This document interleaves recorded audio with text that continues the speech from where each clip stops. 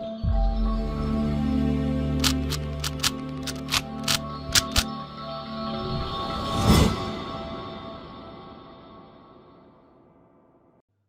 guys, welcome to Viva Classes. I hope you like my videos. If you like my videos, please like, share and subscribe our channel. आज हम लोग chapter 7 formation of company class 11 business studies का बहुत important chapter है जिसका हम part 3 आपके साथ डिस्कस करने जा रहे हैं। जैसा कि हमने आपको ऑलरेडी जो कंपनी की फॉर्मेशन की 4 स्टेजेस हैं वो क्लियर करी, पर जब हम वो 4 स्टेजेस पढ़ रहे थे तब हमने पढ़ा था कि कुछ डॉक्यूमेंट्स जो हैं वो रजिस्ट्रार ऑफिस में सबमिट कराने जरूरी है। तो उन डॉक्यूमेंट्स के बारे में डिटेल में स्टडी करते हैं, उन डॉक्यूमेंट्स में क्या क्या चीजें होती हैं वो हमें जानना बहुत जरूरी है। तो ये 5 डॉक्यूमेंट्स हैं जो आपको रिक्वायर्ड होते हैं to be submitted to the registrar जब कंपनी रजिस्टर्ड हो रही होती है, इनकॉर्पोरेशन हो रहा होता है। तो क्या डॉक्यूमेंट्स हैं? That is MOA, that is known as memorandum of association. तो आज हम इसको डिटेल में आपके साथ डिस्कस करेंगे कि मेमोरेंडम ऑफ एसोसिएशन क्या होता है। दूसरा डॉक्यूमेंट हमने लिखा हुआ है article of association, second document है आपके पास। First document memorandum of association, और ये मेन डॉक्यूमेंट होता है किसी भी कंपनी का। तीसरा आपके पास हमने लिखा है consent of the propose director. Fourth है एग्रीमेंट इफ एनी। फिफ्थ है स्टैट्यूटरी डिक्लेरेशन। तो चलिए एक एक करके इनके बारे में डिटेल में स्टडी करते हैं। तो सबसे पहला है आपके पास memorandum of association. What is memorandum of association all about? Memorandum of association basically अगर बात करी जाए तो ये कंपनी का ऑब्जेक्ट बताता है कि कंपनी किस ऑब्जेक्ट के लिए फॉर्म हुई है। वैसे तो इसके अंदर आपके पास देख सकते हैं name clause, office clause, object clause, liability clause और कैपिटल और एसोसिएशन क्लॉज, यानी 6 क्लॉजेस के बारे में इसमें मेंशन है। बट अगर आपसे एक लाइन में पूछा जाए कि what is the memorandum of association dealt with, या मेमोरेंडम ऑफ एसोसिएशन में क्या मेन चीज होती है, तो मेमोरेंडम ऑफ एसोसिएशन वो डॉक्यूमेंट होता है जिसके पीछे कंपनी का पर्पस लिखा हुआ है, जिसके अंदर कंपनी का ऑब्जेक्ट लिखा हुआ है कि किस पर्पस से कंपनी का जो फॉर्मेशन है वो किया जा रहा है। तो मेमोरेंडम ऑफ एसोसिएशन कंपनी का ऑब्जेक्ट बताता है, किस पर्पस के लिए कंपनी फॉर्म हुई। आर्टिकल ऑफ एसोसिएशन जो है वो आपको ये बताता है कि कैसे इस ऑब्जेक्टिव को कंपनी कंप्लीट करेगी। तो मेमोरेंडम ऑफ एसोसिएशन में जो मेन बात बताएगी कि ये कंपनी का ऑब्जेक्ट है, इस पर्पस के लिए कंपनी खुल रही है, तो उस ऑब्जेक्टिव को कैसे फुलफिल करा जाएगा ये आपको कौन बताता है? आर्टिकल ऑफ एसोसिएशन बताता है। तो आर्टिकल ऑफ एसोसिएशन जो है वो मेमोरेंडम ऑफ एसोसिएशन पे डिपेंडेंट डॉक्यूमेंट है। यानी memorandum of association main document हो गया क्योंकि उसमें आपने ऑब्जेक्ट बताया है। जब आप ऑब्जेक्ट बताओगे, पर्पस बताओगे, तो उस पर्पस के बाद ही तो उसका रास्ता ढूंढा जाएगा कि उसे कैसे अचीव करा जाए। तो यहां पर है what is the object of the company memorandum of association में, और आर्टिकल ऑफ एसोसिएशन में कि उन ऑब्जेक्ट को कैसे कंप्लीट करा जाए। इसीलिए आर्टिकल ऑफ एसोसिएशन को सब्सिडरी डॉक्यूमेंट या सेकेंडरी डॉक्यूमेंट भी कहा जाता है, या डिपेंडेंट डॉक्यूमेंट भी कहा जाता है। किस पर? मेमोरेंडम ऑफ एसोसिएशन पर। इस पर तो अभी हम आपके साथ डिटेल में स्टडी करने वाले हैं कि मेमोरेंडम ऑफ एसोसिएशन क्या है, उसमें क्या क्लॉजेस हैं, कि क्लॉज आपके साथ डिस्कस करेंगे। तो पहले एक ओवरव्यू ले लेते हैं कि पांचों डॉक्यूमेंट्स में क्या है। तो आर्टिकल ऑफ एसोसिएशन एक इंटरनल डॉक्यूमेंट होता है, यानी ये कंपनी के बेसिकली जो कंपनी के अंदर मैनेजमेंट है, बोर्ड ऑफ डायरेक्टर्स है, मैनेजमेंट है, जो भी अंदर के रूल्स एंड रेगुलेशंस है, ये आपको वो प्रिस्क्राइब करता है आर्टिकल ऑफ एसोसिएशन। और ये कभी भी इसमें जो भी आपकी बात लिखी हुई है वो कभी भी मेमोरेंडम ऑफ एसोसिएशन से कॉन्ट्राडिक्ट करती हुई नहीं हो सकती, यानी ये हमेशा कंप्लाई करेगा, मैच करेगा मेमोरेंडम ऑफ एसोसिएशन में कहे गए क्लॉजेस से। तो क्लियर हुआ what is memorandum of association? ये कंपनी का मेन ऑब्जेक्ट बताता है, जिस पर्पस के लिए कंपनी खुल रही है। उसके बाद आर्टिकल ऑफ एसोसिएशन वो सारे जरिए बताता है कि कैसे उस ऑब्जेक्टिव को कंप्लीट करा जाता है। इसमें कंपनी के मेनली रूल्स एंड रेगुलेशन होते हैं। This document is totally based on memorandum of association. कभी भी आर्टिकल ऑफ एसोसिएशन की कोई भी बात मेमोरेंडम ऑफ एसोसिएशन को कॉन्ट्राडिक्ट करते हुए, इसको बोलते हैं अल्ट्रा वायरस, यानी बियॉन्ड जाते हुए नहीं हो सकती। क्लियर? तो अभी हम एमओएम के बारे में आपके साथ डिटेल में स्टडी करेंगे ही। एओए के बारे में हमने बताया कि एक इंटरनल डॉक्यूमेंट होता है, मैनेजमेंट के लिए इसमें रूल्स एंड रेगुलेशंस लिखे होते हैं और इसकी कोई भी बात एमओए से कॉन्ट्राडिक्ट नहीं कर सकती। तीसरा इंपॉर्टेंट डॉक्यूमेंट जो आपको रजिस्ट्रार में सबमिट कराना पड़ता है वो होता है कंसेंट ऑफ प्रपोज डायरेक्टर्स, यानी जो भी कंपनी के डायरेक्टर बनने वाली हैं उन पर्सन की रिटन कंसेंट होती है कि वो डायरेक्टर के तौर पर काम करने में इंटरेस्टेड है, उनकी इंटेंशन है, उनकी कंसेंट है। साथ के साथ उनके लिए एक मैंडेटरी चीज होती है कि उन्हें कंपनी में क्वालिफिकेशन शेयर खरीदने पड़ते हैं। ये क्वालिफिकेशन शेयर होते हैं the minimum number of shares जो हर डायरेक्टर को कंपनी में एज अ डायरेक्टर एक्टिव करने के लिए या फिर वो पोजीशन परफॉर्म करने के लिए जरूरी होता है। ये हमने आपको इससे पिछली वीडियो में भी बताया था कि जो डायरेक्टर्स होते हैं वो शेयर होल्डर्स में से अगर चुन लिए गए, राइट। तो अब देखिए पब्लिक ने पैसा इन्वेस्ट कर रखा है यहाँ पर, और पब्लिक जो है वो कंपनी में रेगुलर बेसिस पे नहीं आ रही। उसने अपनी सारी जिम्मेदारी इन बोर्ड ऑफ डायरेक्टर्स को दे दी कि आप हमारे बिहाफ पर कंपनी को चलाइए। अब पब्लिक का पैसा है, अगर इनका पैसा नहीं लगा होगा तो शायद इनको इतना दर्द ना हो। तो इसीलिए बोर्ड ऑफ डायरेक्टर के लिए मैंडेटरी होता है कि आप लोग भी इन्वेस्ट करें, क्योंकि आप लोगों की भी इन्वेस्टमेंट होगी, पब्लिक की भी इन्वेस्टमेंट होगी, तो आप लोग उस पैसे को सही जगह एफिशिएंटली इन्वेस्ट करेंगे, उसका ऑप्टिमम यूटिलाइजेशन करेंगे, किसी गलत जगह या बहुत ज्यादा रिस्की जगह इन्वेस्ट नहीं करेंगे। क्योंकि जैसे पब्लिक का पैसा नुकसान करेगा, ऐसा आपका भी इन्वेस्टमेंट है उसके अंदर। तो इसीलिए जो बोर्ड ऑफ डायरेक्टर्स हैं उनके लिए क्वालिफिकेशन शेयर खरीदना, यानी उनके लिए भी कंपनी में इन्वेस्ट करना लाइक पब्लिक मैंडेटरी होता है, राइट। तो उनकी कंसेंट चाहिए कि आप एक्टर के डायरेक्टर के तौर पे एक्ट करने के लिए तैयार हैं। साथ ही साथ आपको जो minimum number of qualification share हैं, जो कि आर्टिकल ऑफ एसोसिएशन में मेंशन होंगे कि कितने शेयर आपको खरीदने हैं, वो आपको बाय करने के लिए आप रेडी हैं। तो ये हो गई consent of propose director. It explain each person named as director confirm that they act as a director as well as they are ready to buy the qualification share. और आपके पास पेपर में आ सकता है क्वालिफिकेशन शेयर क्या होते हैं, the minimum number of shares the person who act as a director must buy. तो एक डायरेक्टर को, एक पर्सन को डायरेक्टर के तौर पे एक्ट करने के लिए नंबर ऑफ शेयर्स मैंडेटरी होते हैं बाय करने के लिए, that is known as qualification of share. अब आपके पास फोर्थ डॉक्यूमेंट आता है एग्रीमेंट। तो किसी भी तरीके का अगर कोई एग्रीमेंट हुआ है, हमने पढ़ा है जो प्रमोशन स्टेज होती है उसके अंदर आपके पास जो चार्टर्ड अकाउंटेंट होते हैं या ऑडिटर्स होते हैं कंपनी के, या फिर डायरेक्टर्स हैं, आपने जो भी प्रोफेशनल्स अपॉइंट करे हैं, या किसी भी इंडिविजुअल के साथ आपका कोई भी एग्रीमेंट हुआ है इनकॉर्पोरेशन से पहले, तो उस एग्रीमेंट की कॉपी भी आपको रजिस्ट्रार ऑफिस में सबमिट करानी है। तो किसी भी तरीके का कोई एग्रीमेंट हुआ है, क्योंकि कॉन्ट्रैक्ट अभी इसलिए नहीं हो सकते क्योंकि कंपनी यहाँ पर अभी बनी ही नहीं है ना। हमने इनकॉर्पोरेशन के सर्टिफिकेट के बाद ये इफेक्ट पड़ा था कि सर्टिफिकेट मिलने के बाद, इनकॉर्पोरेशन का सर्टिफिकेट मिलने के बाद कंपनी कॉन्ट्रैक्ट में एंटर कर सकती है। तो फिलहाल अभी एग्रीमेंट्स हो रहे हैं, जो आपके पास चार्टर्ड अकाउंटेंट या ऑडिटर्स या फिर कुछ भी प्रोफेशनल के साथ आपके एग्रीमेंट हुए, किसी सप्लायर के साथ कोई एग्रीमेंट हुए, तो उन सभी एग्रीमेंट्स की कॉपी भी आपको लगानी है, इफ एनी, अगर है तो, right. And the last and important document is statutory declaration. Statute का मतलब होता है आपके पास लॉ, कानून। तो एक डिक्लेरेशन है, क्या डिक्लेरेशन है, statutory declaration contain stating all legal requirement have been complied. मतलब इसमें जो भी प्रमोटर्स हैं या जो भी डायरेक्टर्स हैं, जो भी सिग्नेटरीज होंगे जिन्होंने तय किया है कि हम इंपॉर्टेंट डॉक्यूमेंट पे साइन करेंगे, वो इस डिक्लेरेशन पे साइन करते हैं और वेरीफाई करते हैं कि कंपनी की रजिस्ट्रेशन की जो भी लीगल रिक्वायरमेंट थी वो सब कंप्लीट कर ली गई है। तो ये 5 डॉक्यूमेंट आपको रजिस्ट्रार के पास सबमिट कराने पड़ते हैं, that is memorandum of association, जिसमें कंपनी की 5 इंपॉर्टेंट बातें होती हैं, बट सबसे जरूरी कंपनी का ऑब्जेक्ट मेंशन होता है इसके अंदर। Article of association secondary document होता है जो एमओए से ही डिराइव किया जाता है, एमओए पर ही डिपेंडेंट होता है। आर्टिकल ऑफ एसोसिएशन में आपको ये बताया जाता है कि कैसे कंपनी अपने ऑब्जेक्टिव को अचीव करेगी। इसमें कंपनी के रूल्स एंड रेगुलेशंस होते हैं, और इसमें कोई भी बात कॉन्ट्राडिक्ट नहीं करनी चाहिए, अल्ट्रा वायरस नहीं होनी चाहिए। अल्ट्रा वायरस मतलब बियॉन्ड नहीं होनी चाहिए, इसको बोलते हैं बियॉन्ड। बियॉन्ड नहीं जानी चाहिए किससे, जो भी आपके मेमोरेंडम ऑफ एसोसिएशन में वर्ड मेंशन है उससे बियॉन्ड नहीं जाना चाहिए। कंसेंट ऑफ प्रपोज डायरेक्टर में जो भी डायरेक्टर या जो भी पर्सन एक्ट करना चाहते हैं डायरेक्टर के तौर पर, वो अपनी कंसेंट देते हैं कि we are ready to act as a director for the firm या for the company, and we are ready to buy the qualification share. उनके सिग्नेचर होते हैं, उनके डॉक्यूमेंट को हम कंसेंट प्रपोज डायरेक्टर कहते हैं। और किसी भी इंडिविजुअल के साथ या डायरेक्टर के साथ या प्रोफेशनल के साथ इनकॉर्पोरेशन से पहले इस स्टेज पर अगर कोई एग्रीमेंट्स हैं तो उन एग्रीमेंट की कॉपी भी आपको रजिस्ट्रार के पास सबमिट करानी है। और the last is statutory declaration, जिसमें जो भी कंपनी के जिम्मेदार लोग हैं, जिन्होंने भी जिम्मेदारी संभाली है इनकॉर्पोरेशन से पहले, वो ये स्टैट्यूटरी डिक्लेरेशन पे साइन करते हैं कि कंपनी की रजिस्ट्रेशन से रिलेटेड जितनी भी लीगल रिक्वायरमेंट है वो कंप्लाई करी गई है। That is what statutory declaration. अब हम जो सबसे इंपॉर्टेंट और मेन डॉक्यूमेंट है दैट इज एमओए, उसके बारे में डिटेल में देखते हैं, राइट। चलिए, अब सबसे इंपॉर्टेंट डॉक्यूमेंट है हमारे पास that is memorandum of association.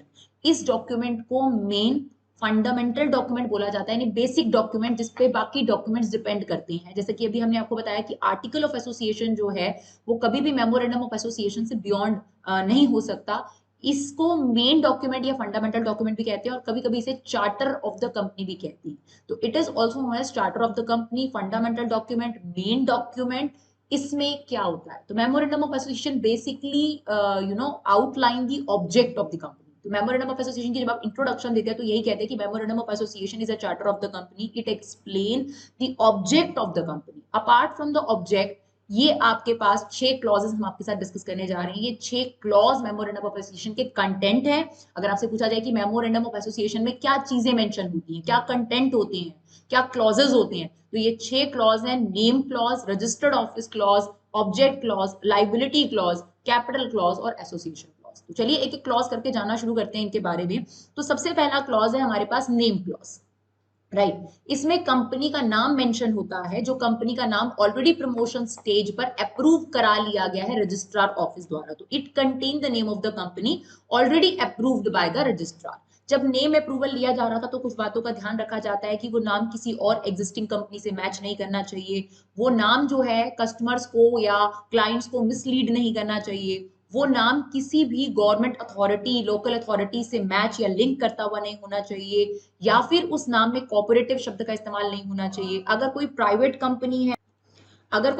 Company है तो वो अपने नाम के आगे प्राइवेट लिमिटेड शब्द का इस्तेमाल करेगी, और कोई पब्लिक कंपनी है तो वो अपने नाम के आगे लिमिटेड शब्द का इस्तेमाल करेगी। तो ये कुछ बातें हैं, जब नेम अप्रूवल लिया जा रहा होता है तो उन बातों का जो है बहुत ज्यादा ध्यान दिया जाता है। और उसके बाद जब नेम अप्रूवल मिल जाता है तो नेम क्लॉज में उसी नाम के बारे में मेंशनिंग होती है कि this is the name approved by the registrar, और ये नाम हम अपनी कंपनी का रखना चाहते हैं। तो ये नेम क्लॉज है आपके पास। और जो भी इस डॉक्यूमेंट में क्लॉजेज हैं, ये डॉक्यूमेंट आउटसाइडर के लिए विजिबल डॉक्यूमेंट है, यानी कोई भी आउटसाइडर इन्वेस्टर कंपनी की ये 5-6 चीजें तो जरूर जानना चाहता है, 5 चीजें जो मेन है। तो इसके लिए मेमोरेंडम ऑफ एसोसिएशन एक एक्सटर्नल डॉक्यूमेंट है, यानी ये कोई भी रीड कर सकता है मेमोरेंडम ऑफ एसोसिएशन। जबकि आर्टिकल ऑफ एसोसिएशन है, उसमें रूल्स एंड रेगुलेशन है कंपनी के, तो वो आपका इंटरनल डॉक्यूमेंट। तो सबसे पहला क्लॉज नेम क्लॉज, जिसमें कंपनी का नाम मेंशन होगा, जो कि ऑलरेडी रजिस्ट्रार द्वारा अप्रूव कर लिया गया है। जिसमें किन बातों का ध्यान रखना है? एक तो वो नाम ऑलरेडी किसी एग्जिस्टिंग कंपनी से रिजेंबल ना करे, वो नाम मिसलीडिंग नहीं होना चाहिए, यानी कंफ्यूज ना करे कस्टमर को, नाम कुछ और है प्रोडक्ट कुछ और है, ऐसा नहीं होना चाहिए, है ना। और वो किसी भी लोकल अथॉरिटी या गवर्नमेंट अथॉरिटी से किसी तरीके से लिंक करता हुआ नहीं होना चाहिए। कोऑपरेटिव शब्द का इस्तेमाल नहीं करना अपने कंपनीज में। और अगर प्राइवेट लिमिटेड कंपनी है तो प्राइवेट लिमिटेड अपने नाम के बाद इस्तेमाल करो, पब्लिक कंपनी है तो लिमिटेड शब्द का इस्तेमाल करो। तो ये नेम क्लॉज के लिए बात हो गई। दूसरा इंपॉर्टेंट क्लॉज होता है that is registered office clause. अब देखिए, कहीं ना कहीं तो आपको अपनी कंपनी का एक मेन हेड ऑफिस फिक्स करना है कि इसी स्टेट में आपका हेड ऑफिस होगा। तो उस स्टेट का नाम जो है आपको इस क्लॉज में मेंशन करना है। तो it contain this clause contain the name of the state, जहां पर भी आप अपनी कंपनी को रजिस्टर्ड कराना चाहते हैं, जहां पे भी कंपनी का बर्थ फिक्स करना चाहते हैं। एग्जैक्ट एड्रेस, ये अगर आप इस स्टेज पे प्रोवाइड करना चाहते हैं तो आप प्रोवाइड कर दीजिए। और अगर आपको लगता है कि अभी एग्जैक्ट एड्रेस नहीं है कि आप इस स्टेट में कहां पर अपना रजिस्टर्ड ऑफिस रखना चाहते हैं, तो incorporation, COI mean certificate of incorporation, मिलने के 30 दिन के अंदर आपको रजिस्ट्रार को एग्जैक्ट एड्रेस बताना है। तो रजिस्टर्ड ऑफिस क्लॉज में mainly the name of the state must be mention. इस क्लॉज में आपके पास स्टेट का नाम मेंशन होना चाहिए कि स्टेट में आप अपने ऑफिस को रजिस्टर्ड कराना चाहते हैं, अपनी कंपनी को रजिस्टर्ड कराना चाहते हैं।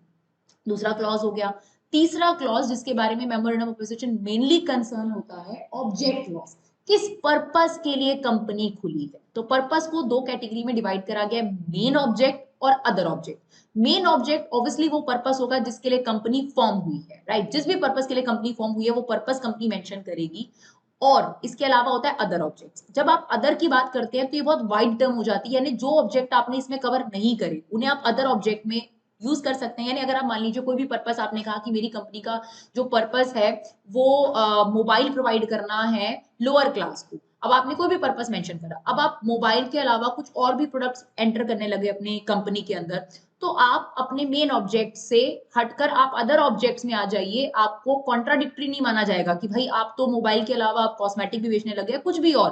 तो अगर आप अपने ऑब्जेक्ट को अदर ऑब्जेक्ट के अंदर कुछ मेंशन कर देते हैं तो यहाँ पर आपके लिए थोड़ा सा कैटेगरी बड़ी हो जाती है। जबकि आपने सिर्फ मेन ऑब्जेक्ट मेंशन करा होगा तो आप इसी ऑब्जेक्ट में काम कर सकते हैं। अगर आप इसी ऑब्जेक्ट से बियॉन्ड जाते हैं जो एमओए में लिखा हुआ है तो फिर ये इलीगल माना जाता है। तो अगर आपने मेंशन कर दिया अदर ऑब्जेक्ट्स तो आपकी बाउंड्री थोड़ी बड़ी हो जाती है, आप इससे बियॉन्ड जाके भी कर सकती हैं, राइट। और एक इंपॉर्टेंट बात है, जब आप अदर ऑब्जेक्ट्स के लिए कंपनी का इस्तेमाल करने लगते हैं, यानी जब आपका पर्पस मेन पर्पस से हटकर इन पर्पस की तरफ आता है, तो आपको या तो सेंट्रल गवर्नमेंट की परमिशन लेनी पड़ती है, या फिर आपको मीटिंग बुलाकर अपने जो शेयर होल्डर्स हैं, जो मालिक हैं, जो शेयर होल्डर्स हैं उनसे रेजोल्यूशन पास कराना पड़ता है। जो रेजोल्यूशन होते हैं वो दो तरीके की होती हैं। अगर आपको 51% ही वोटिंग मेजोरिटी चाहिए तो उसको बोलते हैं ऑर्डिनरी रेजोल्यूशन, यानी आपने 51% मेजोरिटी से डिसीजन ले लिया कि इस ऑब्जेक्ट के लिए भी कंपनी काम कर सकती है। और कई बार आपको स्पेशल रेजोल्यूशन पास करने पड़ते हैं, तब आपको 75% वोटिंग फेवर में चाहिए। तो अगर आप अदर ऑब्जेक्ट्स के लिए कंपनी का इस्तेमाल करना चाहते हैं, अपने पर्पस मेन पर्पस से हटकर आप और पर्पसेस के लिए भी कंपनी का इस्तेमाल करना चाहते हैं, तो या तो आपको गवर्नमेंट से, सेंट्रल गवर्नमेंट से अप्रूवल लेना पड़ेगा, डिपेंड करेगा कि आपकी कंपनी का नेचर क्या है या आपके अदर ऑब्जेक्ट्स में क्या आप एंट्री कर रहे हैं, है ना। या फिर आप अपने शेयर होल्डर से या तो 51% वोटिंग हाँ लेनी पड़ेगी या फिर 75% वोटिंग हाँ लेनी पड़ेगी, राइट। चौथा क्लॉज आता है आपके पास लाइबिलिटी क्लॉज, जिसमें जो आपके शेयर होल्डर्स हैं आप उनकी लाइबिलिटी मेंशन करते हो, उनकी जिम्मेदारी मेंशन करते हो, उनका ऑब्लिगेशन मेंशन करते हो कि उनकी लिमिटेड लाइबिलिटी है या अनलिमिटेड लाइबिलिटी है। अगर अनलिमिटेड लाइबिलिटी है तो आपको स्पेसिफिकली मेंशन करना पड़ेगा कि आपकी लाइबिलिटी अनलिमिटेड है। अनलिमिटेड का मतलब क्या होता है, जैसे पार्टनरशिप में हमने पढ़ा कि कंपनी को अगर लॉस होता है तो कंपनी के नुकसान की भरपाई के लिए आपकी प्राइवेट प्रॉपर्टी भी सेल करी जा सकती है, इसको बोलते हैं ना अनलिमिटेड लाइबिलिटी। और लिमिटेड लाइबिलिटी का मतलब है कि ये आपकी लाइबिलिटी यहीं तक लिमिटेड है। अब लिमिटेड लाइबिलिटी भी दो तरीके की होती है, लिमिटेड बाय शेयर्स और लिमिटेड बाय गारंटी। ये दो टाइप की आपके पास इसमें लिमिटेड लाइबिलिटी हो सकती है। लिमिटेड बाय शेयर का मतलब होता है कि अगर 10 रुपए का एक शेयर है, टिकट है आपकी, है ना, आपने उसमें 6 रुपए ऑलरेडी पे कर दिए हैं और कल को कंपनी को नुकसान हो जाता है तो आपको सिर्फ 4 रुपए तक की ही लाइबिलिटी लिमिटेड है, क्योंकि शेयर कितने रुपए का है, 10 रुपए का, और आपकी लाइबिलिटी लिमिटेड थी बाय शेयर। तो 6 रुपए अगर आप पे कर चुके हैं तो सिर्फ 4 रुपए और आपको पे करने हैं। अगर 8 रुपए पे कर चुके हैं तो 2 रुपए आपको पे करने हैं सिर्फ। और अगर आप पूरे 10 रुपए पे कर चुके हैं तो आपको वो तंग नहीं कर सकते। और गारंटी में क्या होता है, आप एक अमाउंट गारंटेड कर देते हो कि मैं 50,000 तक का जिम्मेदार हूँ, ठीक है। तो अगर कंपनी को नुकसान होता है तो कंपनी 50,000 में से जितने आपसे ले चुकी होगी बाकी का अमाउंट आपसे रिकवर कर सकती है टू जो लॉस हुआ है उसको कवर अप करने के लिए। और अनलिमिटेड लाइबिलिटी में तो फिर कोई लिमिट ही नहीं है, वहां पर तो आप जितना भी लॉस होगा उसको आपकी प्राइवेट प्रॉपर्टी बेचकर भी कवर किया जा सकता है।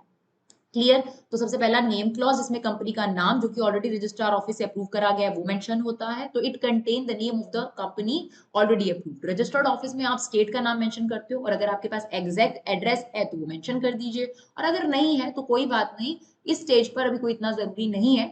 जब आपका सर्टिफिकेट ऑफ इनकॉर्पोरेशन आपके पास आ जाए तब आप 30 दिन के अंदर बता सकते हैं। ऑब्जेक्ट क्लॉज में आप अपनी कंपनी का मेन पर्पस बताते हो, इसके अलावा अदर ऑब्जेक्ट्स भी बताते हो कि हम इस मेन ऑब्जेक्ट से हटकर भी कुछ और कर सकते हैं। लाइबिलिटी क्लॉज में आप ये बताते हो कि जो आपके मेंबर्स हैं उनकी जिम्मेदारी लिमिटेड है या अनलिमिटेड है लॉस को लेकर, ठीक है। तो अगर अनलिमिटेड है तो स्पेसिफिकली मेंशन करनी है कि आपकी लाइबिलिटी अनलिमिटेड है। लिमिटेड में दो होते हैं, लिमिटेड बाय शेयर और लिमिटेड बाय गारंटी। उसके बाद आता है आपके पास कैपिटल क्लॉज, जिसमें आप ये स्टेट करते हैं कि आप पब्लिक से मैक्सिमम उधार कितना लेंगे, जिसके लिए आपको रजिस्टर ऑथराइज करे, यानी मैक्सिमम लिमिट। तो it state the maximum amount of capital which a company can authorize to raise from public as a share। एक तरीके से लोन कितना ले सकते हो, क्योंकि जब आप शेयर इशू करते हो तो आप लोन लेते हो, तो कितना मैक्सिमम लोन आप पब्लिक से ले सकते हो वो आपको कैपिटल क्लॉज में मेंशन करना है, राइट। सिक्स और ये 5 जो है वो ज्यादा इंपॉर्टेंट है, 6 कभी किसी बुक में आपको मिल जाएगा, हो सकता है कि ना मिले, लेकिन एनसीईआरटी में मेंशन है तो हम इसको जरूर पढ़ना है। Association clause. एसोसिएशन क्लॉज में क्या है, जितने भी लोग डायरेक्टर के तौर पे कंपनी में काम करने को तैयार हो रहे हैं वो अपनी कंसेंट देते हैं इस क्लॉज में, इंटेंशन डिक्लेयर करते हैं कि we are ready to associate with the company and act as, जो भी हमने पोजीशन फिक्स करी है उस पोजीशन के तौर पे हम काम करने को तैयार है और कंपनी के साथ एसोसिएट होना चाहते हैं, जुड़ना चाहते हैं। तो in this clause signatories to MOA state that intention to associate with the company। तो ये 5 या 6 इंपॉर्टेंट क्लॉजेस हैं आपके पास, name, office, object, liability, capital और एसोसिएशन क्लॉज, जो कि एग्जामिनेशन पॉइंट ऑफ व्यू से बहुत ज्यादा इंपॉर्टेंट है। चलिए अब हम देख लेते हैं आर्टिकल ऑफ एसोसिएशन। तो आर्टिकल ऑफ एसोसिएशन के बारे में मेन बातें क्या हैं, सबसे पहले हम मेन बातें पढ़ेंगे और फिर इसके कंटेंट पढ़ेंगे। जैसे हमने आर्टिकल ऑफ एसोसिएशन की बात करी तो मेमोरेंडम ऑफ एसोसिएशन में तो 6 ही क्लॉजेस होते हैं, लेकिन आर्टिकल ऑफ एसोसिएशन की कोई लिमिट नहीं है उसके कंटेंट की, बिकॉज रूल्स एंड रेगुलेशंस होते हैं कंपनी के। तो सबसे पहले इसके फीचर्स जानते हैं कि आर्टिकल ऑफ एसोसिएशन के फीचर क्या है और इसका नेचर कैसा होता है इस डॉक्यूमेंट का, ठीक है। तो it contain the internal rules and regulations of the company, right. It is a subsidiary. Subsidiary क्यों है? क्योंकि ये डॉक्यूमेंट डिपेंड करता है मेमोरेंडम ऑफ एसोसिएशन पर, तो ये सेकेंडरी डॉक्यूमेंट है, सब्सिडरी डॉक्यूमेंट है, और ये इंटरनल यानी कंपनी के लिए जो मैनेजमेंट है उसके रूल्स एंड रेगुलेशन तय करता है। Registration of article of association is not compulsory. कराना चाहे तो करा सकते हैं, नहीं कराना चाहे तो नहीं कराते, बट जनरली पब्लिक कंपनी जरूर कराती है। It govern internal relationship between members and the company. तो इसमें बेसिकली जो रिलेशनशिप है वो किसके बारे में मेन बातें हैं? मैनेजमेंट और कंपनी, जो मेंबर्स हैं कंपनी के, उनके बारे में रिलेशनशिप को गवर्न करता है आर्टिकल ऑफ एसोसिएशन।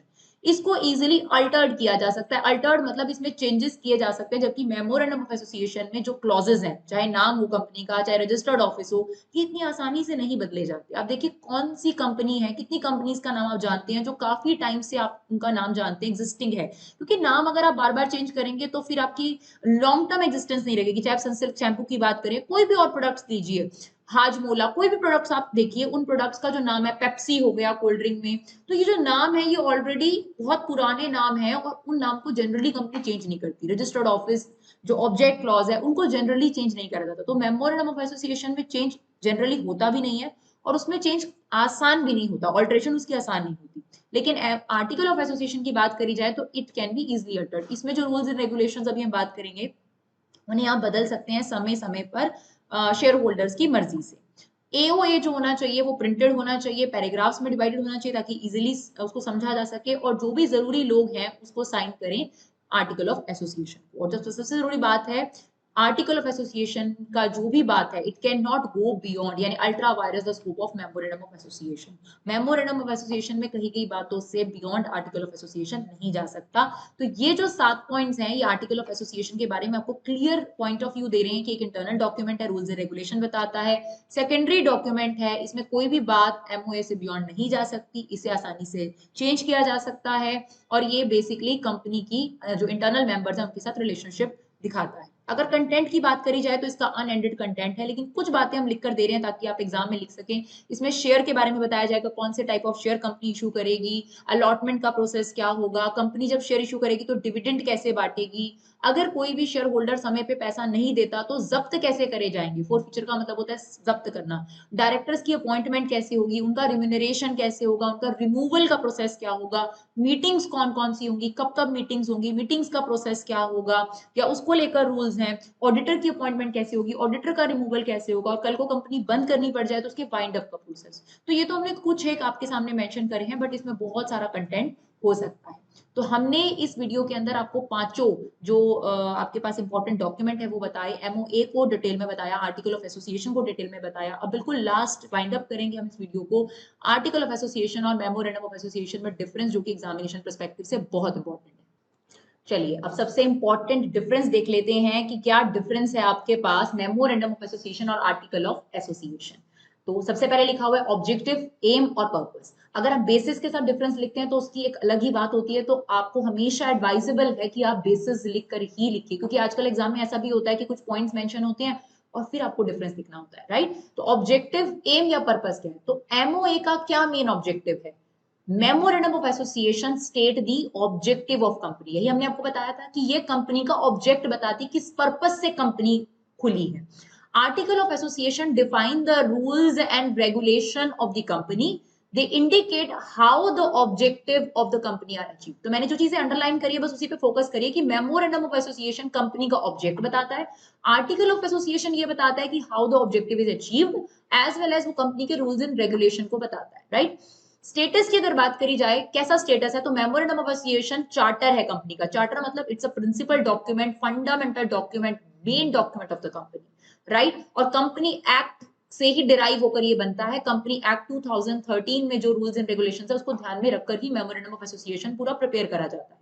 जबकि आर्टिकल ऑफ एसोसिएशन पूरे तरीके से मेमोरेंडम ऑफ एसोसिएशन पे डिपेंडेंट है, तो it is a subsidiary, secondary या subordinate document to the memorandum of association and the company act. मतलब अगर बात करी जाए, कंपनी एक्ट से मेमोरेंडम ऑफ एसोसिएशन बियॉन्ड नहीं हो सकता, यानी इसमें लिखी हुई कोई भी बात कंपनी एक्ट 2013 के बियॉन्ड नहीं जा सकती। और एमओए सॉरी जो एओए है वो एमओए और कंपनी एक्ट में लिखी हुई किसी बात से बियॉन्ड नहीं जा सकता। तो आर्टिकल ऑफ एसोसिएशन को इन दोनों के दायरे में रहना है, राइट।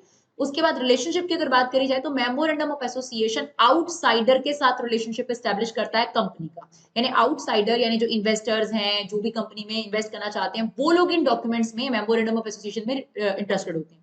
जबकि अगर बात करी जाए आर्टिकल ऑफ एसोसिएशन की, तो इंटरनल रिलेशनशिप है मेंबर्स की और कंपनी की, राइट।